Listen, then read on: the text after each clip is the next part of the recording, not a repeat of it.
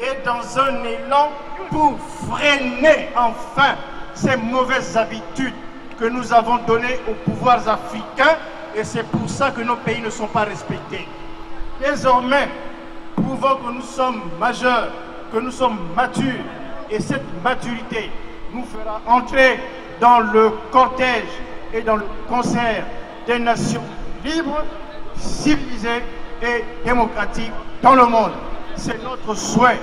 On nous parle d'émergence, je vous ai dit, je n'ai pas vocation à faire sortir le Congo que de sa tête. Non, je lance un défi contre le sous-développement à condition que la dictature n'ait plus droit de cité dans notre pays.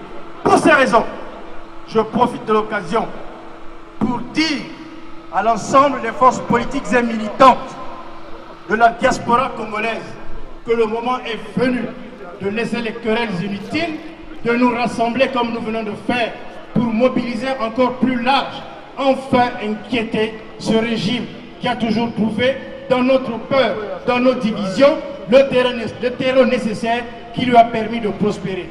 Aujourd'hui, c'est fini. La peur doit changer de camp. Elle a déjà changé de camp. Comme je vous ai dit, faites-moi confiance. Je serai celui qui a dit non, qui dit non, et le dernier qui dira non. Je rassure le peuple français que le peuple congolais n'est pas son ennemi. Au contraire, je suis moi-même francophile et j'aimerais bien que la coopération entre les deux pays soit redynamisée dans le cadre d'une coopération gagnant-gagnant. Je vous remercie. J'appelle au front républicain. Front républicain, oyez! Oyez! Oyez! Front républicain, viva! Viva! Viva! Oye koya, ya taka mayele na ngai na ndenge botelemi awa. Nye. Kongongo! Front républicain go! Front républicain go! C'est Yaba Mama, un cache-clou. C'est le clou de la manifestation. Je remercie les forces de l'ordre pour leur patience et de nous avoir accompagnés. Merci beaucoup. Merci. Un dernier message, s'il vous plaît.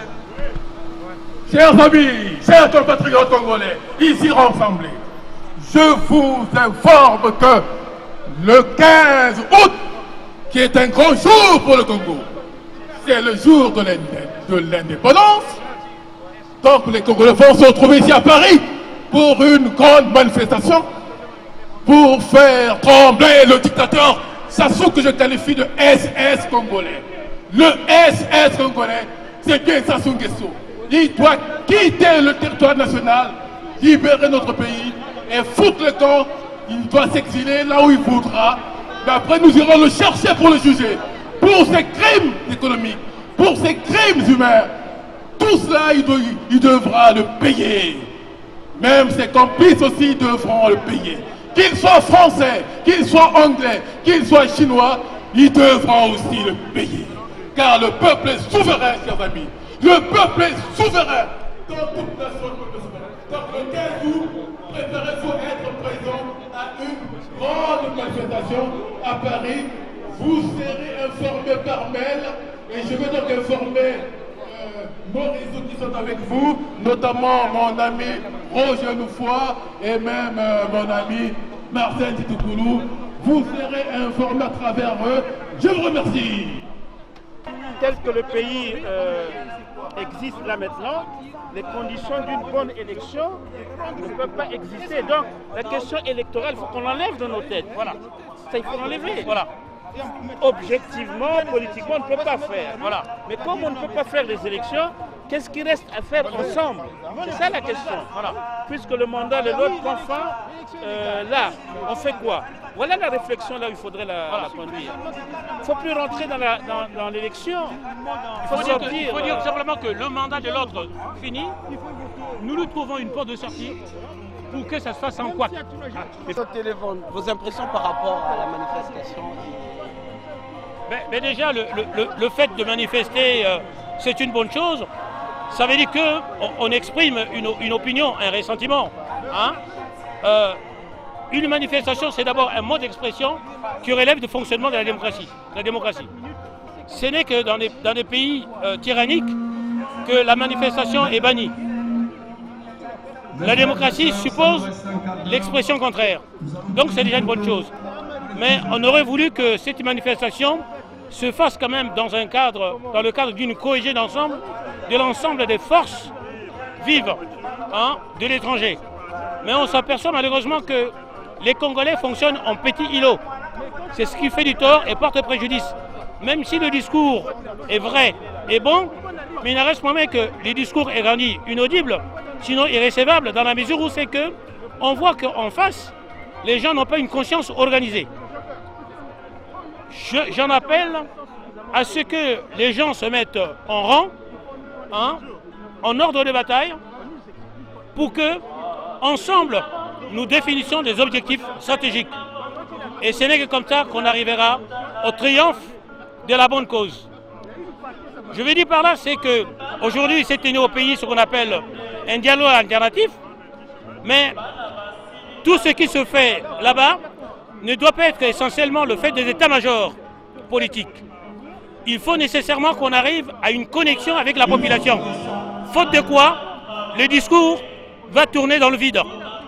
Les populations ne se sentiront pas concernées et lorsque l'appel sera lancé pour un assaut final, le peuple n'y répondra pas parce qu'il ne se sentira pas concerné. Il faut donc développer un discours en montrant d'abord qu'il y ait l'union de force, ça c'est déjà une première étape, et deuxièmement, de cette union, il faut sortir un discours qui soit mobilisateur et qui fasse que le peuple entre en transe. C'est en ce moment-là que le peuple viendra comme fer de lance de cette même bataille. Et ce n'est que comme ça que, justement, les choses se feront. Sinon, ça restera essentiellement une bataille des états-majors politiques avec leurs militants. Et le risque d'un échec serait lamentable, en tout cas pour le Congo.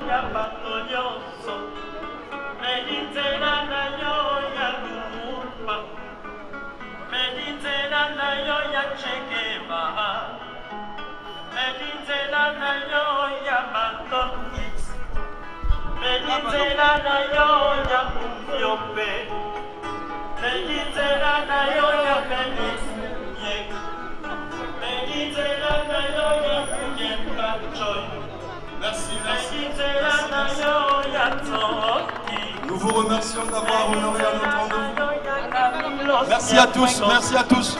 Ça